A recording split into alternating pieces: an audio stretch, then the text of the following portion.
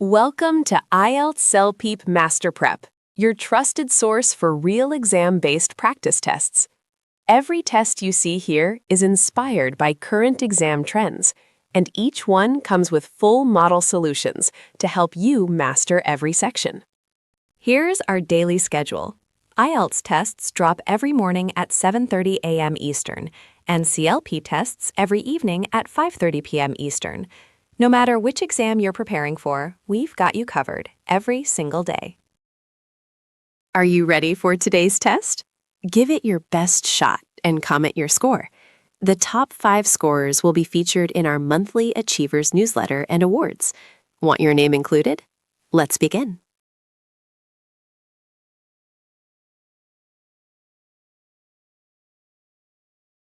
Is it more important to enjoy your job or earn a high salary?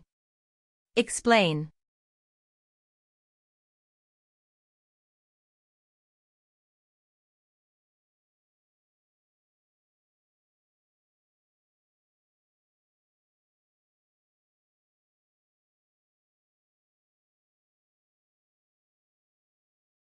Begin speaking now.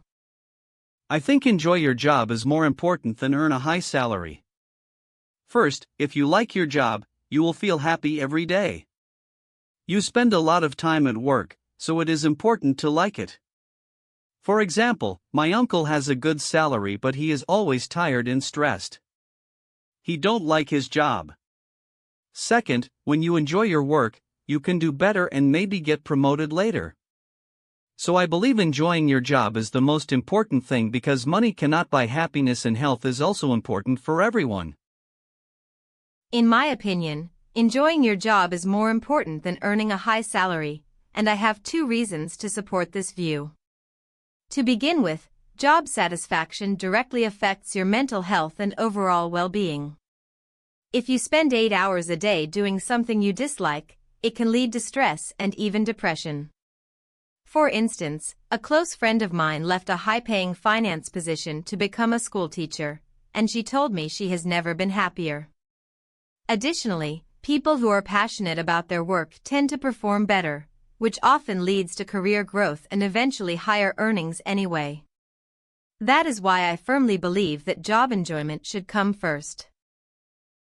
I strongly believe that deriving genuine enjoyment from your career far outweighs the importance of a high salary, and I'd like to elaborate on 2 compelling reasons. First and foremost, professional fulfillment has a profound impact on one's quality of life. Considering that the average person dedicates roughly 1/3 of their waking hours to work, spending that time in a role you find meaningless can be psychologically damaging. A former colleague of mine, for example, abandoned a lucrative corporate law career to pursue environmental advocacy, and he described the transition as life-changing. Beyond personal well-being, intrinsic motivation fuels exceptional performance. Employees who are passionate about their responsibilities consistently demonstrate greater creativity and resilience, which frequently translates into long-term financial rewards as well. For these reasons, I am thoroughly convinced that fulfillment should take precedence over compensation. Beginning in the fall 2026 semester, Greenfield University will require all incoming freshmen to purchase a university-approved laptop through the campus technology store. The approved models have been pre-configured with essential academic software, security features, and direct access to the campus network. The university believes this initiative will create a more consistent learning environment, reduce technical issues during classes, and ensure that every student has the tools necessary for success from day one. Financial aid packages may be adjusted to help cover the cost, and a limited number of loaner devices will be available for students experiencing financial hardship. 2 students, Lisa and Mark, discuss the announcement outside the student center. Lisa strongly supports the new policy. Lisa believes the required laptop program is an excellent idea. She argues that it will eliminate the frustrating compatibility problems she experienced in group projects when classmates had outdated or incompatible devices. She also points out that having pre-installed software will save freshmen the hassle and expense of purchasing individual licenses, which she found very costly during her own first year. The student expresses an opinion about the announcement. State the opinion and explain the reasons given.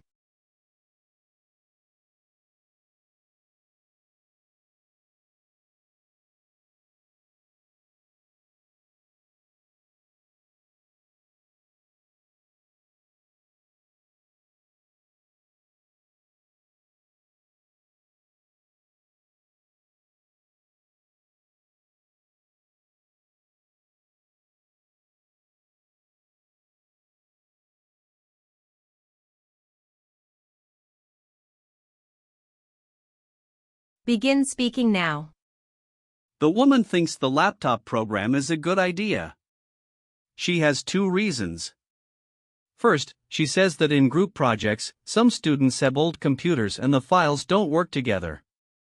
This is a big problem. So if everyone has the same laptop, this problem will stop. Second, she talks about the software. She says when she was a freshman, she had to buy many software programs and it was very expensive. With the new program, the software is already on the laptop, so students don't need to pay extra money. That's why she agrees with the university's decision about laptops.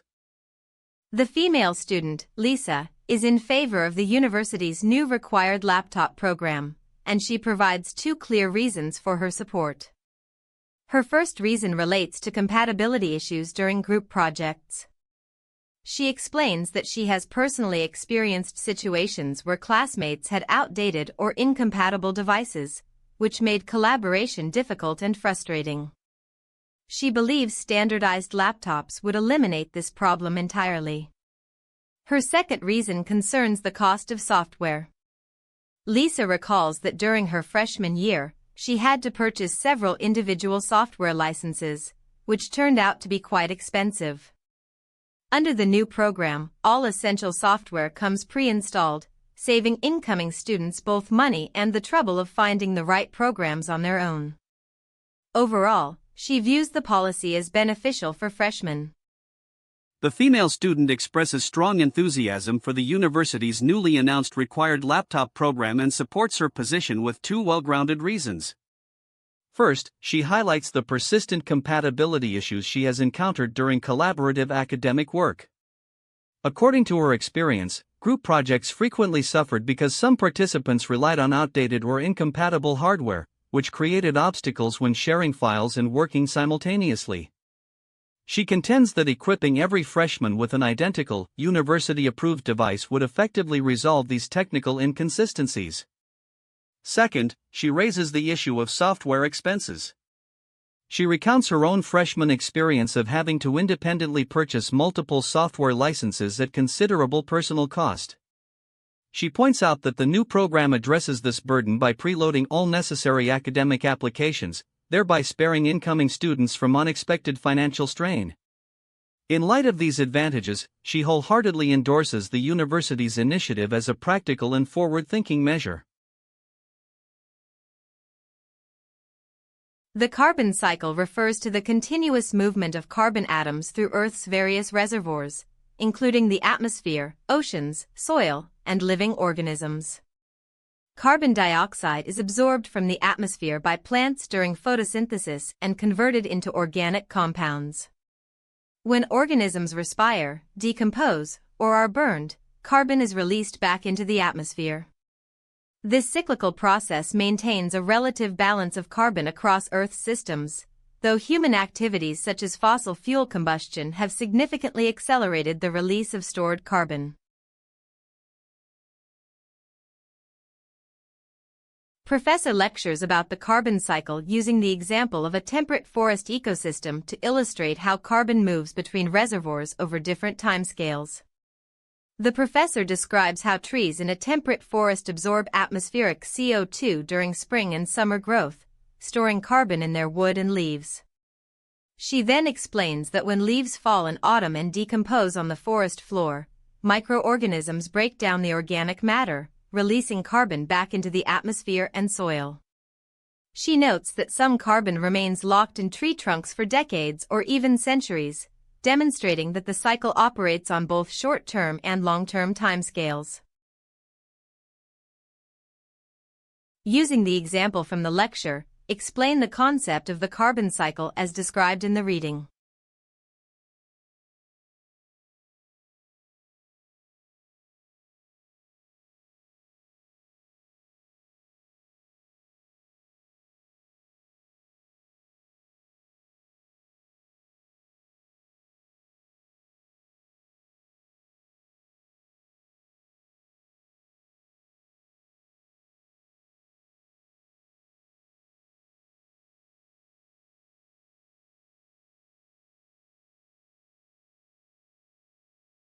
Begin speaking now. The reading says carbon cycle is about carbon moving around. The professor talks about trees. Trees take in CO2 and then leaves fall down and decompose. The carbon goes back. There's also carbon in the trunk for a long time. So the carbon moves between places like the reading says.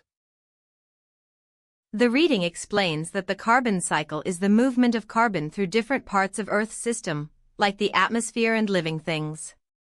The professor gives an example of a temperate forest. She says trees absorb CO2 in spring and summer through photosynthesis and store it in wood and leaves. Then in autumn, leaves fall and decompose, and microorganisms release the carbon back to the atmosphere. She also mentions that some carbon stays in tree trunks for a very long time, showing the cycle works on different timescales.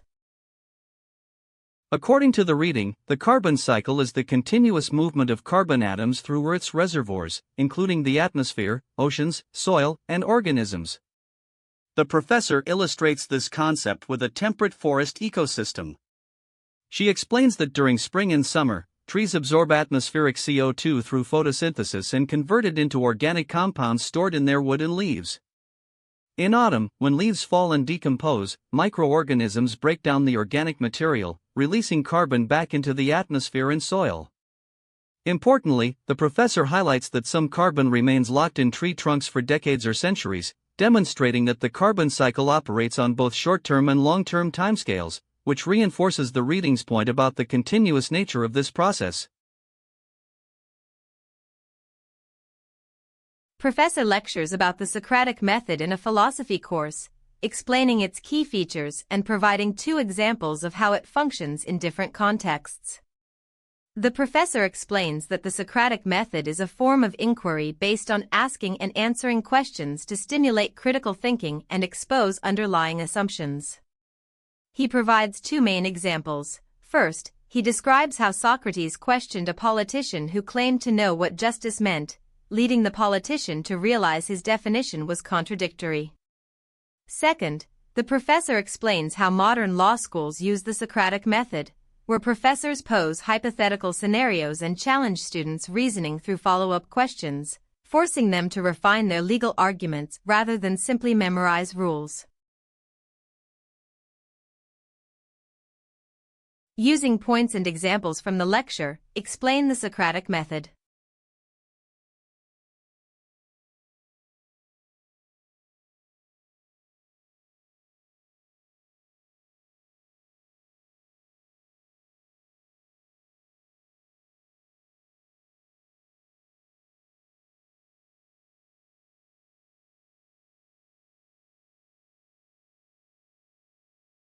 Begin speaking now.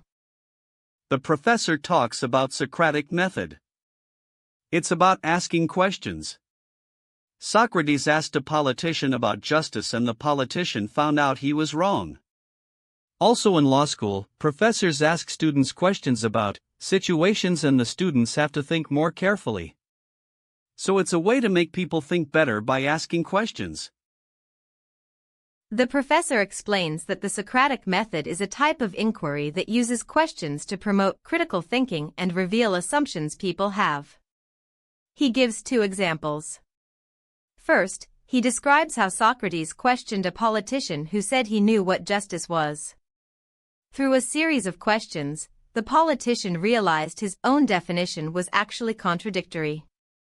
The second example is about modern law schools, where professors ask students hypothetical questions and challenge their reasoning, so students learn to develop their arguments instead of just memorizing rules.